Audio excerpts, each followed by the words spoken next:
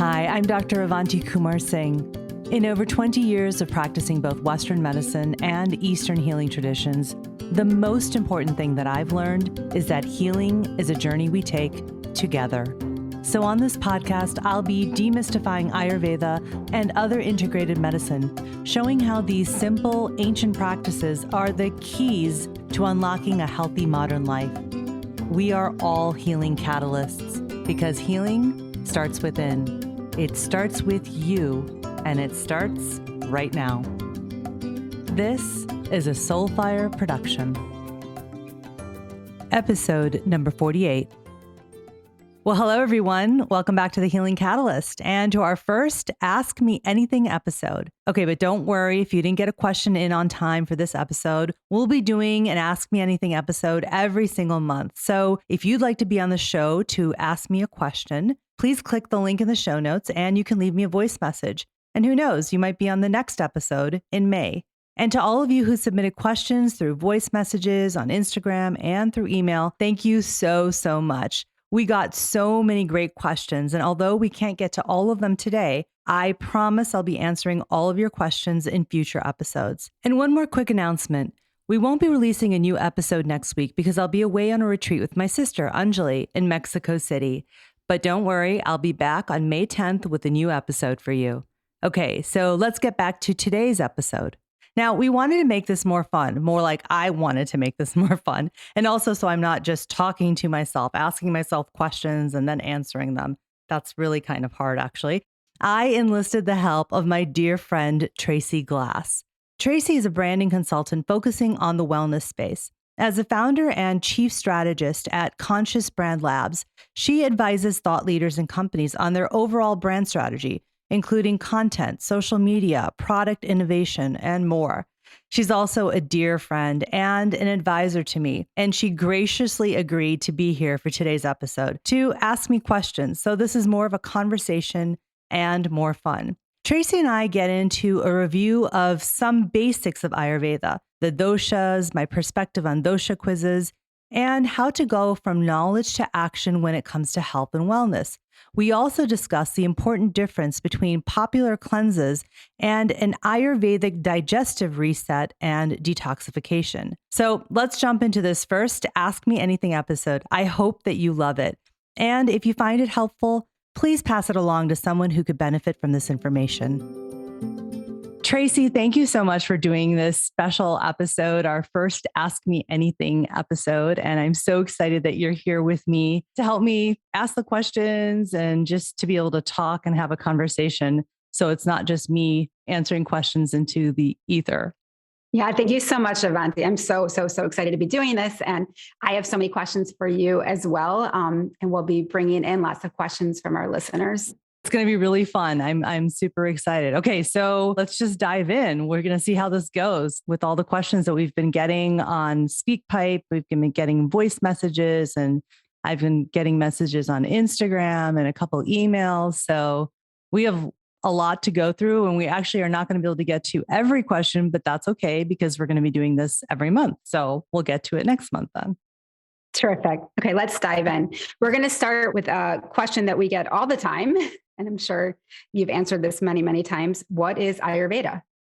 Okay. So, what is Ayurveda? Yeah, that is a question I get a lot. So Ayurveda is a sister science of yoga, and it's the healing science that comes from South Asia, from India. The essence of Ayurveda, if I was to break it down to like one sentence, it's really this idea that when you live in harmony with nature, you will have optimal health and a vibrant life. Like period, full stop. That's really what it's about. And it's this idea that, everything in the universe, including human beings, are made from the same 5 elements: air, space, fire, water, and earth. And so when you have harmony within you of those 5 elements, and you live in harmony with the elements that are outside of you in the universe, you will have balance, whatever that, sort of mysterious term of balance is. But from an Ayurvedic perspective, it's you will have the natural balance that you were born with within you, which means that you won't have symptoms and illness and chronic disease, right? The idea in Ayurveda, and the problem is that I think that the concept of balance is a tricky one in the Western world, right? Because we have this idea that we have to be like juggling tons of balls in the air is what I think of, or balancing on a balance beam. But it's more in Ayurveda, the concept of balance is balancing your natural state. It's balancing the proportions of those different elements within you to your natural state of balance, because then that prevents you from having illness, symptoms, disease, right? Does that make sense? So is that how you know when you're balanced, is when you're free of symptoms and you're just feeling good in general? Yeah, that's exactly it. Now, the thing is that symptoms can be very, very subtle where we don't notice them at all, or we blow them off, right? How many of us do that on a daily basis? Yeah, I woke up with a headache. It'll go away. And I'm not saying that you need to like get stressed out about every time you have a headache or a stomach ache, but I do think that the point here is that those symptoms are showing up to tell you that something's out of balance for you. And so just take a moment to reflect and become aware of like, why am I having a headache? What have I been doing for the past week, 2 weeks that may be causing some slight imbalance that I'm having a headache today? So reflect on these different areas of your life that I always talk about on this podcast, which is, reflect on how has my diet been? And that's not just the food and drink, but everything that you're taking in from all over the world through all 5 of your senses, right? What is the state of my relationships? What is my environment been like? The spaces that I live, work, and play in. What has my lifestyle been for the past, 2 weeks? And what have I been doing to really nourish my passions and my interests? And, how is my career or my work going, right? You start to look at all these areas of your life and you start to consider, where could a small toxic load or toxic buildup be coming from that is then causing this symptom of a slight headache or a slight stomach ache showing up? So this idea of balance, right, is not about I have, the same amount of time that I'm using, doing my work, and then I'm, dealing with my family and I'm doing life. It's not about that kind of balance, although it could be. It's really about balance within you. And how are the elements that you were born with, the proportions of those elements, how are they showing up for you? How are they balanced within you? Great. One of the questions that comes in a lot for us is, how important is it to know your dosha before diving in and learning all there is to learn about Ayurveda? So, this is a tricky question, right? Because I know everybody loves to find out what their dosha is because there's dosha quizzes. And I think it's sort of feeds into that whole thing of like, people want to know more about themselves and their personality. I totally get it. It's very seductive to take a quiz. I see my kids taking those quizzes on BuzzFeed and they're so popular, right? Because it's human nature to want to know, what am I, more about myself. And so I get that is why dosha quizzes are so seductive. Here's the thing. When you're first starting with an Ayurvedic lifestyle, knowing that information isn't necessarily helpful. In fact, I will tell you that, and I've said this before on this podcast, every time I go and speak to a group, I will actually have people raise their hands and tell me, how many of you know your dosha? Because usually the people who are in there have some interest in Ayurveda. Maybe they've, dabbled in it before. And about 50 to 70% of the audience will raise their hands and say, yes, I know my dosha. And then I'll ask the question, well, how has that information helped you? And I will tell you that maybe one person will raise their hand and answer and tell me how it's helped them. Most people in the audience have no idea how it's really helped them. So right there, it's sort of like, well, why is knowing your dosha important then? I don't think that it is necessarily important until you get a little deeper into Ayurveda. The more important thing is to understand what I call the golden principle, this idea of like increases like and opposites reduce, and the idea of qualities in Ayurveda, right? All of the different elements, the 5 different elements, have specific qualities that we all can describe, right? So if I ask you, Tracy, can you describe the qualities of fire? What would you say? Heat, hot. Yeah. hot, sharp, right? Moving. Those are kind of, if you started thinking about, if I said, describe earth. Grounded. Yeah. Heavy, nurturing, dull, still, right? You can describe those things. Ayurveda is a qualitative science. And so when you understand the qualities and this idea of the golden principle, you can then take any symptom that you're feeling, because usually if you're interested in Ayurveda, it's because you're not feeling great, or you want to change something, or you have low energy, or whatever it is, right? You're coming to Ayurveda because something in your lifestyle is not working for you, right? That's usually why people are coming to Ayurveda. That's why I came back to Ayurveda, because I wasn't feeling well when I was in my medical training. I went back to what I grew up with. And so when you can apply this principle, you can take any symptom that you're feeling and say, what are the qualities of this symptom? So let's go back to that idea of the headache. You can say, I have a headache. What are the symptoms, or what element is a headache? Well, for me, it feels like fire. And fire has these qualities of sharp, hot, moving, right? So then the question becomes, well, okay, so what do I do with that? How can I help myself feel better? Well, you apply the golden principle of like increases like and opposites reduce. So you know that to bring something that has the qualities of fire or hot, let's say, down, to decrease that, right? Because opposites reduce, you need to apply something cool or cold. So then you can start thinking about, well, what are some things that I could eat in my diet? What are the experiences I could have? What kind of movement could I be doing? You think about those things and you start to think, which things have the qualities of cool or cold? Let me start doing those things to try and bring that symptom, those qualities, into balance. Nowhere in that discussion have I mentioned doshas. So knowing your dosha, it doesn't matter if you have a fire dosha or pitta, or if you have more of a kapha dosha of earth. The point is that you have the symptom of fire. So what are you going to do with that? So it's more situational and less about your makeup. Well, your genetic makeup, your dosha does matter. But what I'm saying is that in the beginning, when you're first starting out, it's not helpful, because what happens is that people will find out what their dosha is. They'll get a list of, these are the things that you should avoid. These are the things that you should increase or try to do. And then it just becomes another list, right? Another thing to do. And there's no real understanding of like, why am I actually doing this? How is it going to help me? Why would it keep me in balance?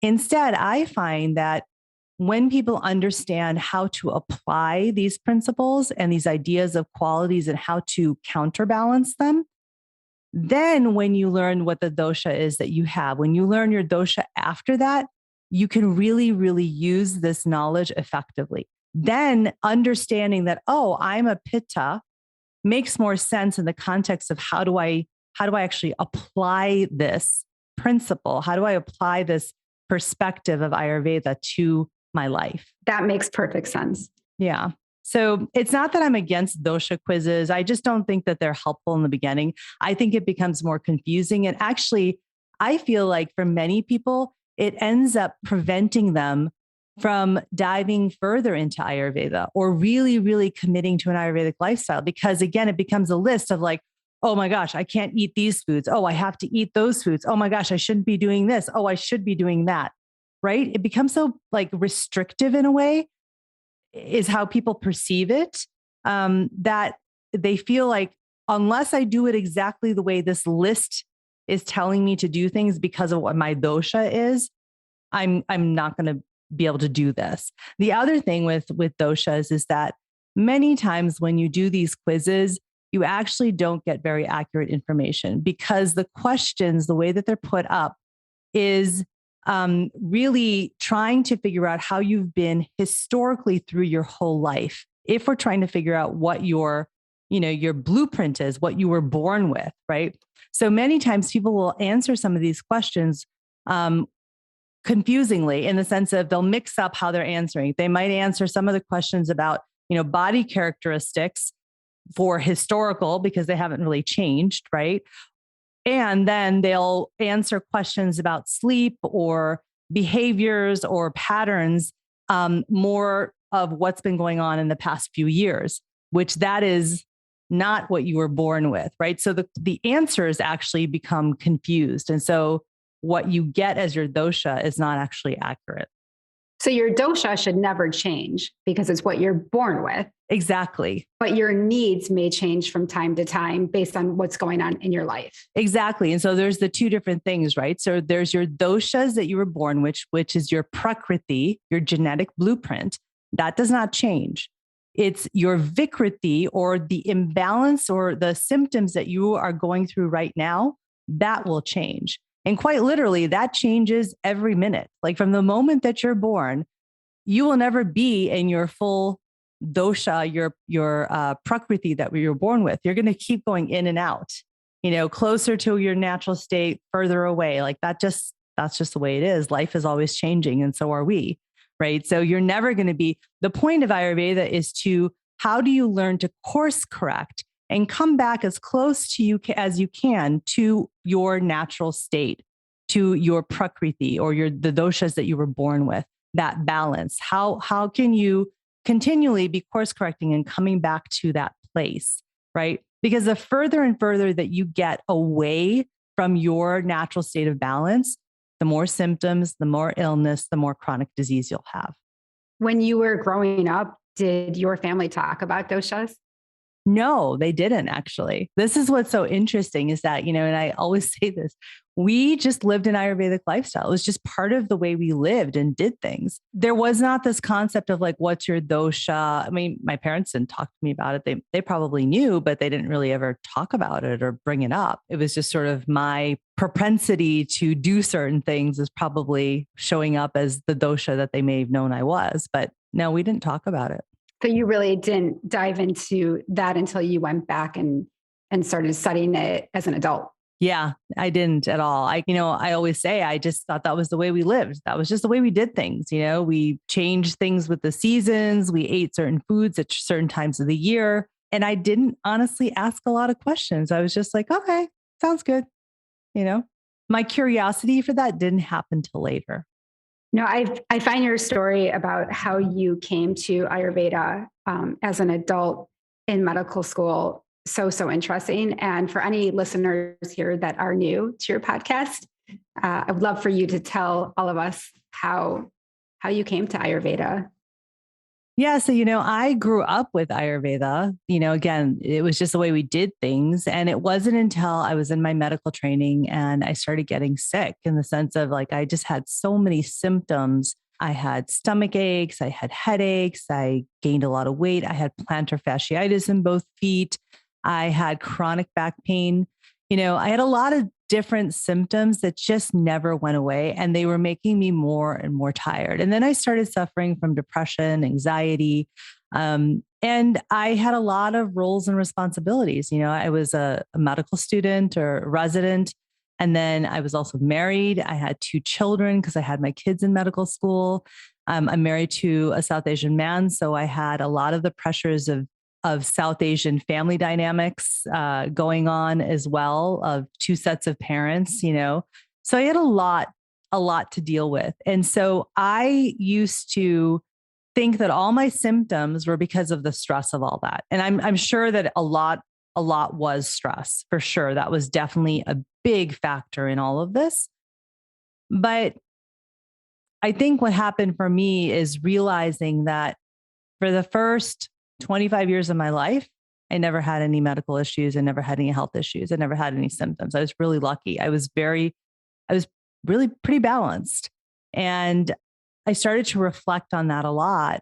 And around the same time, my paternal grandfather, my Babaji, passed away at the age of 89. And I started thinking about the fact that he was healthier at the age of 89 than much healthier at the age of 89 than I was at the age of 30 something that I was at that time. And I was like, well, how did that happen? And so I think a lot of reflection and sort of the light bulb started to go off in my head of like, maybe I should consider, the way that we used to do things when I was growing up.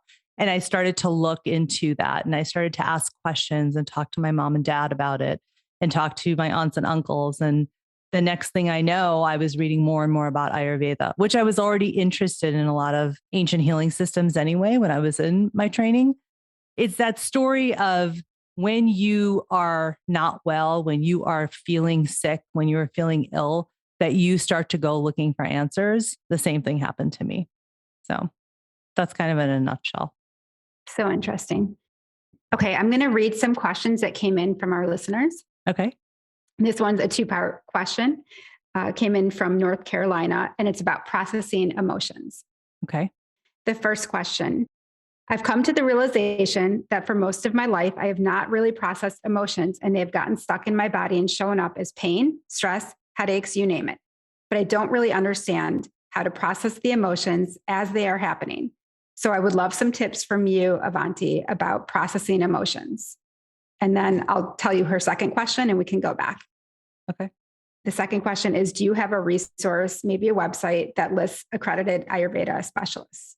Yeah. Okay. So let me answer that question really fast. So for accredited Ayurvedic specialists, absolutely go to the National Ayurvedic Medical Association, their website. We will link it in the show notes. And they have a directory on there to find practitioners. That is your best resource for finding people who have been well trained and are accredited by NAMA, which is the abbreviation for the National Ayurvedic Medical Association. And we'll link that in the show notes.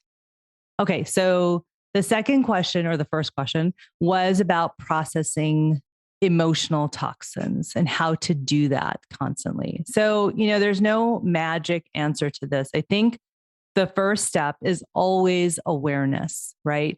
The fact that you are aware that you need to process the emotions is the first step, because I think that most people actually don't even have the awareness that that's something they need to do, right? They just walk around all day feeling a lot of emotions, whether it's anger or sadness or frustration or jealousy or whatever it is, or anxiety, whatever feelings they're feeling.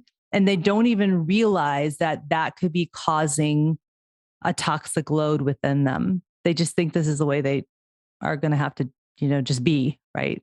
So the awareness is so much the first step. It's just saying, yeah, I'm feeling these feelings. What's going on here? Now, as far as processing them, I think, a lot of people will spend a lot of time, and this is my own personal experience as well, trying to figure out, well, why am I feeling this way? And I think that can become a really difficult place to be, because it also can become like mental gymnastics of well, why am I feeling angry? Why am I feeling this? Why am I feeling that?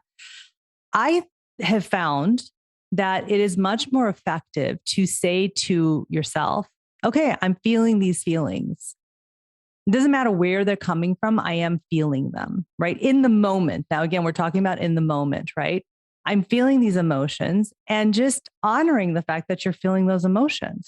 I mean, this gets into a bigger discussion of, I think that so many of us have been trained to think that we're not supposed to feel anything except for the quote positive emotions. And that if we're feeling something quote negative, there's a problem. And that's another discussion we can have. So I think just saying, yeah, I'm feeling really angry. I'm feeling really, really angry. When you can just acknowledge it, so you become aware and you acknowledge it, I think that actually helps to start to process it, because you're acknowledging it. I likened it to a little kid who's standing at the door, just knocking. I was like, can I come in? Can I come in? Can I come in? If you keep ignoring them, they're just going to keep knocking. They're going to get more and more agitated, right? But if you acknowledge them and say, yeah, come in, they're not knocking anymore, right? It's sort of this weird thing. I think that when you acknowledge that you have that anger or that feeling or that emotion, it can actually just settle down, because you've said, yes, come in, sit down with me.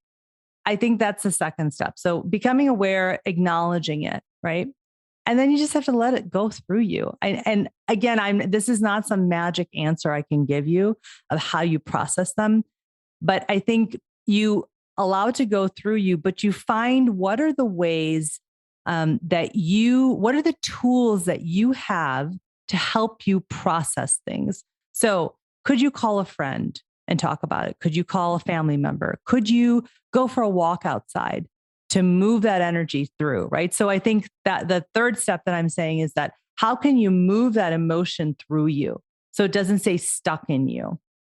So how can we move it through? And that's going to be different for every person. Unfortunately, I can't give you a magic answer on that.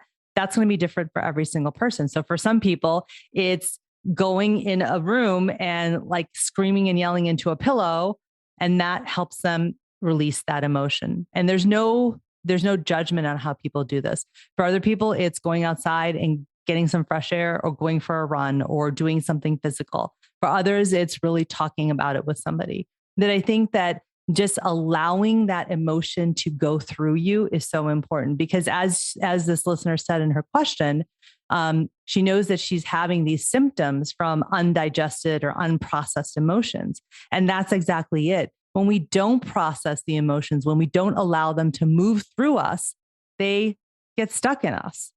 And then they begin to grow in the sense of they show up as symptoms. They'll show up as pain. They'll show up as, different illnesses or dysfunctions, right? So this idea of moving it through is so incredibly important. So for this listener, it's about identifying how she can process that through either movement or connection, or what are some of the other things in the Ayurvedic toolkit that you could talk about with her? Yeah. So the connection is a big one. Movement is a good one. The breath is a really, really powerful one that you can do anytime. So using your breath, again, your breath is connected to your physiology. It's also the way that we move prana or life force energy through us, which can help to clear out these kinds of blockages and these emotions. So just doing some simple breath work can be transformative. So I would say breath work would be another one.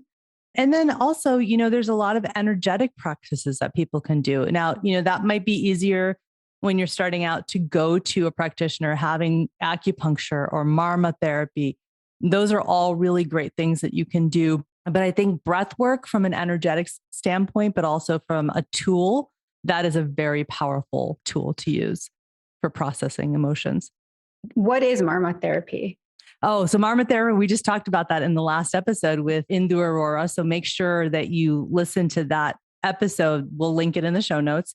But marma therapy is basically an Ayurvedic practice of acupoints, of using acupoints. And marma points are junctions between consciousness and physiology.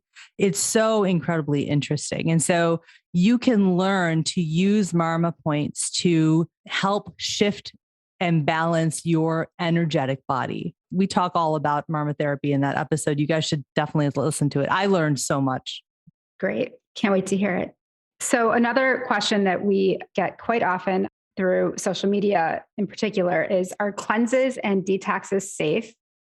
And what is an Ayurvedic cleanse? So this is a mixed bag. Cleanses and detoxes, it depends on what kind of cleanse, what kind of detox you're doing. I think the best way to start this answer is to, first of all, clarify what a cleanse is, right? Because cleanses have gotten, this very interesting reputation in Western culture and in the Western wellness world. It's, when I say the word cleanse, people think of very restrictive diets or, eating behavior where you're not eating X, Y, and Z, you're only doing juices or water or whatever it is, right? Which I'm not passing judgment on any of those things. They all have their place for different health issues. So it's hard to make a generalization about those. But what a cleanse is in Ayurveda is that it is a way for the body to rest, and specifically for the digestion to rest. In Ayurveda, digestion is the key to health. We've known this for 5,000 years. Medical science is now showing us what we have known for 5,000 years, which is the gut is the second brain of the body, that it controls everything, right? The gut has a huge influence on every system in the body because of the microbiome, because of the neurotransmitters that are made in the gut. It has a huge effect on our state of illness or wellness. And so the whole idea of doing a cleanse in Ayurveda is to basically reset the digestion, to give the digestion a break so that it can heal itself and then be started back up so that it can function more effectively. So what do I mean by that? Whenever I see somebody for an Ayurvedic consultation, the first thing that I'm trying to do when I'm sitting with them is to assess what is the state of their digestion, of their digestive fire, because that tells me so much about what's going on with them. Based on that, I'll make recommendations for their lifestyle and for their diet and for their movement and stress management and all of these different things and the practices I want them to start practicing. Because the first focus is to get your digestion working better, because then everything else will start to work better too. So if your digestion is, let's say, really, really low, and the best way to think about digestion is to picture it like a campfire, like when you go camping and there's a fire, just picture a campfire in your belly. Okay. It's a great way to visualize it. When the fire is really, really low and it's like barely burning, your digestion's not working that well. It's not processing things. It's not able to take what it needs from the food nutrients that you have. It's not able to take what it needs from the experiences you're having.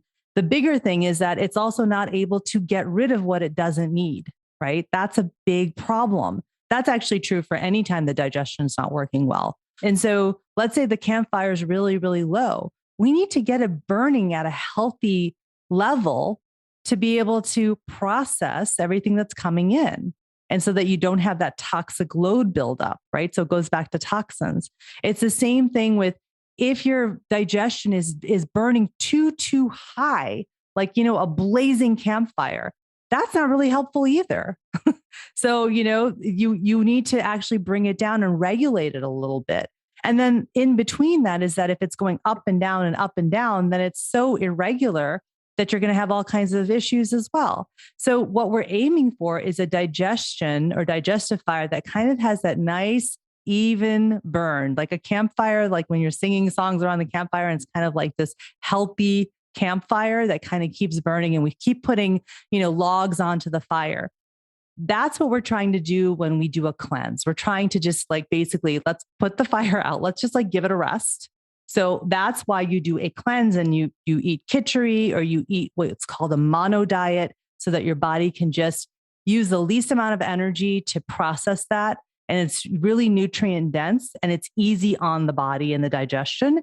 And then after some time, depending on what's going on with you, a week, 2 weeks, 3 weeks, depending on, again, what's happening with you, you will actually begin to fire the digestion back up with the idea that the digestion will start to burn more evenly, like a healthy flame. And so that's what a cleanse is. So when you think about cleanses from that perspective, they're wonderful, right? Who doesn't need a tune-up every now and then? And in Ayurveda, we say that you need that tune-up twice a year, that you should be doing some kind of a digestive rest 2 times a year, in the springtime and then in the fall. All right. So at those junctions of seasons, those are the most beneficial times to do sort of a digestive reset. So from that perspective, a cleanse is a wonderful thing. Now, when it's a restrictive type of thing, that is when it's problematic. So I don't know that I answered the question exactly, but I think from an Ayurvedic perspective, cleanses are digestive reset, and they are a very, very good thing to do. So are they tailored per the individual? Yeah, absolutely. They're definitely, especially if somebody's having some major health issues, it's something called a panchakarma, which is it's a whole series of things that you do. It's 5 different cleansings that can be included in that. And that is a very structured program. As far as what me and you or anybody could do that is not structured in that way, it's just giving yourself a digestive rest at the change of seasons. So maybe you say, for 3 or 4 days, I'm going to not be drinking alcohol, not having caffeine, not having lots of sugar. These are all things that are hard on the digestive system. Okay.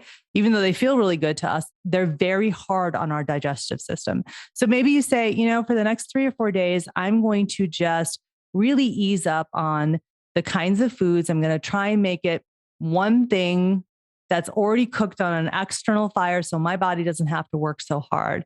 And I'm not going to eat raw vegetables and raw fruits. I'm going to eat cooked vegetables, really go light on the grains, maybe do soupy things, that kind of stuff that's easy for the body to digest and give your digestion a rest. And then along with that, the other thing I should say about cleanses or from an Ayurvedic perspective is that it's not just about food. Okay. That's really important. A cleanse is about rest for all of you, for mind, body, spirit, for all of your senses. So that means for these 3 or 4 days that I'm going to do this digestive reset, it's also a reset for my mind, my body, and my spirit. I'm going to clear my schedule. I'm not going to spend lots of times, going out to things. I'm going to stay home and I'm going to do some reflection. I'm going to do some self-care. There's all kinds of things that you can do to really help you, again, going back to the question earlier from a listener, to process all these toxins that may have been building up and to release them. And so that's another important point about cleanses from an Ayurvedic perspective. It's not just food that we're talking about. So the common thread I keep hearing is about listening to your body and what you need. Yeah. And just really tuning in. Exactly. And that can be hard. I know I say that a lot, and I'm sure a lot of people are like, well, that's really hard to do. I don't know what I need. I get it. And so that's when you start to look for guides, for people who can help you start to distill what that is. But again, it has to be about you really going deep and thinking about what is it that you need and working as a partner with that facilitator, with that guide, with that health professional, so that it is a collaborative process, right? Because after all, it's you and me as a guide. I can never know exactly what you need until I collaborate with you to understand what it is you need. So this segues into the next question that we received. This comes from California. I know that living with the seasons is important in Ayurveda. What can I do to support my health as we move into spring? And I know you just touched on some of that in talking about the cleanse. Yeah. So digestive reset or rest is a really good idea at the change of seasons. So I think, the idea here with Ayurveda is that, we live in harmony with nature on a daily basis, but also on a seasonal basis, and really take your cues from the path of the sun. So, a couple of things that you can do as we move into spring is, first of all, we want to shake off sort of the accumulation that has happened from winter. All of that stagnation, that earth, that water that has sort of built up, that was fine for winter. We need to release that now as we go into spring. And we see that Mother Nature does the same thing, right? The flowers are budding, the earth is thawing, so things are starting to grow again. There's lots of rain. It's kind of muddy and yucky. I mean, we're here in Chicago, and that's what it's been like for the past 2 weeks, right? So you start to think about that what's happening in nature is also happening within me. There's all this stagnant water and earth that needs to be released. And so how can I help my system release that water and that earth? And so some of the easiest ways to do that are a couple of things. Is that this idea of shaking off the heaviness of winter? I always keep that in my head. Like, how can I release that? Well, let's get moving a little bit, right? So first of all, what does that mean? Get up a little earlier. The sun is waking up earlier too, right? So you want to make sure that you are getting up a little bit earlier in the morning. In the winter, we sleep a little longer because the sun sleeps longer as well. Start waking up a little bit earlier and get moving. I find that getting outside, and I say this in general, but especially in the spring, getting outside first thing in the morning for a brisk walk is an amazing way to start shaking off some of that heaviness. You just feel good. It's sort of like you have that spring in your step, quite literally. That's what you want to really cultivate. So get outside early in the morning, 10 minutes even before 10 a.m., get that sun into your retina and reset your circadian rhythm. That's the first thing. The next thing is you want to lighten up the kinds of foods you've been eating, right? Over the winter, we all hibernate because it's cold outside, especially here in Chicago. We're all inside eating and drinking and whatever. And that's fine. But as we go into spring, let's kind of lighten up the foods, right? Let's do some bitter greens, more of the, we're going to kind of ease up on those root vegetables, but you want to do soups. And you could even, start to introduce some smoothies, never cold. And it depends on how you do with raw foods. You just have to kind of see. Something that I've been doing is I've actually been making smoothies, but then actually cooking them as soups so that they're not so raw for me. And that's a great way to add more of those greens in, and it helps you to release a lot of that water that you've been holding. So increasing the greens, lightening up your diet. And then the other thing, like I said, was just getting moving, right? So doing a little bit more vigorous activity, right? Something that gets your heart rate up a little bit. Again, you want to shake off that heaviness. So whether that means that you're doing more of a vinyasa flow style yoga, or that you're going for a faster paced walk, or going swimming, whatever that means for you, depending on where you live, start doing some of those things. You can just be dancing a lot. I mean, whatever it is that helps get your heart rate a little up, that will help you. So those are 3 really simple things that you can do. Why is it important not to have cold beverages? Because if you think about it, let's go back to that image of the campfire in your stomach. If you put water on it, it's going to put it out. If you put cold water, it's definitely going to go out. Your body also just accepts warmer water much easier. You can do an experiment. Drink some cold water, see how you feel when it's going in. Some people will say, oh, it's so refreshing. I get it. But do it in the morning when you first wake up. Now, after you've been working out, do it in the morning and have a cold glass of water and see how that feels. And then the next day, try doing a warm glass of water and see how that feels. You just feel better. It's much better for your body to take in warm water. The other thing is your body has to do a lot more work when it's something cold.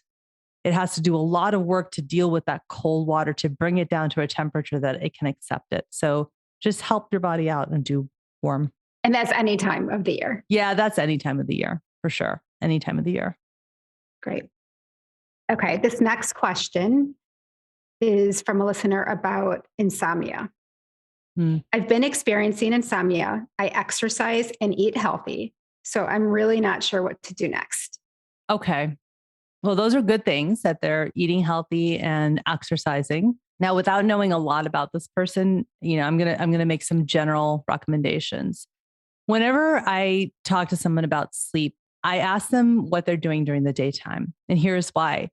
I firmly believe that you begin preparing for sleep in the morning. And it's very counterintuitive to think about this. And I will tell you, my kids are always rolling their eyes when I say this to them, because they're both, one's in college and one just graduated from college. So they're in that time of life where they're up all night and all this stuff. But, it really does. Your preparation for sleep begins in the morning. And what do I mean by that? That means that when you wake up, you want to make sure that you reset your circadian rhythm, right? Melatonin and cortisol are so important for sleep patterns. And if we can help our bodies regulate melatonin and cortisol by making sure we reset every morning, by getting that natural sunlight into our retina so that our brain reads the signal of oh, let's turn off the melatonin, let's turn on the cortisol now, right?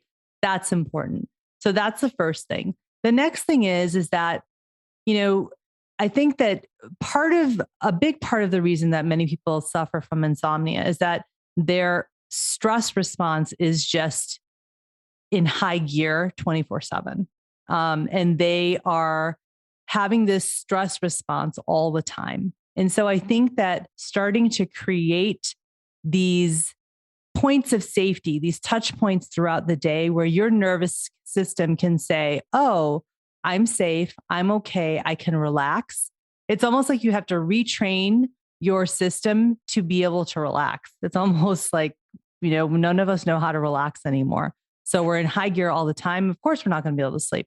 So learning how to have those touch points throughout the day is really important. So what can you do? You can do a mindful breath, a mindful pause a few times a day. Set an alarm on your phone that reminds you to breathe. Take 3 minutes to just sit down, close your eyes, take a few deep breaths in and out, extend your exhale, and then come back to whatever you were doing. What you've just done is you've basically told your body you can relax. You don't have to be so stressed out all the time. You're okay, right? So you're creating these touch points throughout the day to help you downshift or shift into the parasympathetic system. So that would be another thing. The other thing is, and again, these are simple things that I think a lot of us just don't think about is when are you drinking caffeine? How late in the day are you having it? For some people, you cannot have it later than 11 o'clock. I would say the absolute cutoff is 1 o'clock for sure. So this whole idea of having a coffee break in the afternoon with caffeine or tea, whatever it is that you have at 3 o'clock, it is so bad for our sleep because we are very stimulated by that caffeine. You can say, oh yeah, it doesn't affect me. I'm telling you, it does affect you. Your body needs a certain amount of time to actually metabolize everything that's in the coffee. So you want to make sure that you are really regulating how late you are having caffeine of any kind. And then along with that is alcohol. A lot of people think that alcohol is very relaxing. And yes, while it's relaxing in a cognitive sense, it's the worst thing we can do for sleep. It's very disruptive to sleep. So think about that as well. Does it matter what time they exercise or does that vary? Oh yeah. So exercise. Thank you for bringing that up. Yes. Exercise is a tricky thing. So for some people, and this goes back to sort of depending on your genetic makeup, but sometimes doing exercise too late into the evening can actually be very activating for people. So I would take a look at what time am I exercising? If I'm having insomnia, I'm probably exercising too late in the day where it's actually activating me and not helping me to sort of burn off some energy and go into that time to relax. I would say it's best to do exercise before 5 o'clock if you can. Some people have to do it around 6 or 7 because of their jobs. But, again, if you're having a lot of issues with insomnia, it may be time to look at that exercise time. And then the last thing is just creating that bedtime routine, making sure that you're not exposed to blue light too close to nighttime, because again, that stimulates the brain, the pineal gland in the brain to think that, oh, it's daytime. I should keep making cortisol and not turn off the cortisol and turn on the melatonin. So which helps us sleep. So just make sure that the blue light is off at least an hour and a half to 2 hours before you're planning on going to bed. And is timing your eating also important for sleep? Yeah. The other thing that we can go into is that, really looking at when am I eating my largest and heaviest and most difficult to digest meal. In Ayurveda, we always say to do that at lunchtime because our digestive fire is the highest. If you do it at nighttime, your body is working really hard to try and digest that. And you can do an experiment. I mean, for most of us, if we eat a really heavy meal, it's not so comfortable going to sleep. We feel heavy and our bodies are really working hard. So try and lighten up what you're eating at nighttime and try and make your dinner earlier. So again, that you have some time to digest before you go to bed. That will help a lot too. And as we go into spring or are into spring right now, how does that change your sleep cycle? Or how should you think about things differently? Yeah. So I think, again, the thing is that the days are getting a little bit longer. And so for some people, we can stay up a little bit longer. By the summertime, we are staying up a little longer because the sun is out longer and that's okay. But we're also waking up earlier because the day is longer, right? So I think really being aware of that and how much sleep you need. So even if the sun is staying up longer and you really want to stay up, if you don't do well with less sleep, still go to sleep. Make sure you're in a darkened room and try and stick to your bedtime of, 10 o'clock or whatever it is. But make sure you're still getting up early. You want to wake with the sun. That will really help you in every aspect of your life, with how you're feeling in general. And then getting that sun in the morning is important as well. Okay, we have so many more questions, but I think we'll hold off on some of those for next month. Yeah. This is great, though. The response for people to submit questions was overwhelming. So Yeah, it was. It was amazing. I mean, we have questions probably for the entire year right now, which is amazing, but we still want you to keep sending them in because I think it's helpful to see what questions a lot of people have because then I know we need to talk about that and we also need to get experts in those different areas on to talk about some of these subjects that people have a lot of questions about. So keep sending the questions Definitely. in. Yeah, we'll put a link in the show notes again for leaving voice messages with questions. So Great. Okay. I'm really excited about this last question though, because we finally get to turn the tables. At the end of every episode, you ask your guests the same questions. And so I'm going to turn it on you this time. okay, sounds good. This I did not expect. Turn this on you. If I offer up the phrase healing catalyst, what does that bring up for you?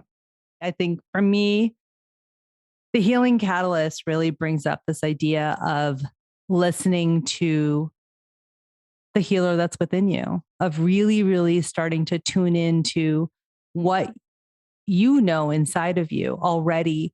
That doesn't mean that you're going to have all the answers clarified. You do have all the answers, but it may not be clear and you need some help clarifying those answers. But I think really having that healing catalyst or understanding the healing catalyst is really going within and starting to trust yourself more. So I would say that's really what it means to me. That's beautiful. Thank you, Tracy. Thank you. This was so much fun. This was so much fun. I can't wait to do this again with you next month. Me too. Thank you. Thanks again for listening to The Healing Catalyst. If you love what you heard, please hit follow and pass it along to a friend. And if you're feeling really inspired, please rate and review so that others can find this podcast more easily. To learn more, head to avantikumarsingh.com. And to connect with me directly, find me on Instagram at avantikumarsingh. I'll be back next week and hope that you will be too. Until then, remember, with the right catalyst, you have the power to activate your own healing because healing starts within.